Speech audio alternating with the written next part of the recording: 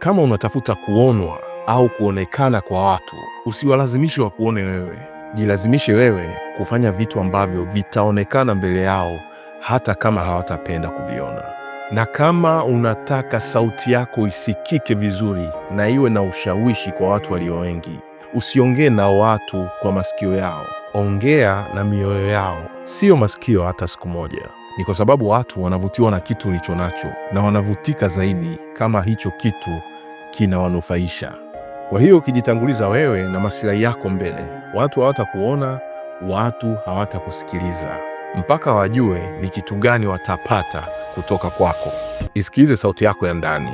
Ukitaka kujifurahisha, fanya kitu ambacho unaamini kinakufurahisha. Lakini kama unahitaji watu wakuone na wakusikie, hakikisha unafanya na unaongea vitu ambavyo wanataka kuviona au wanataka kuvisikia.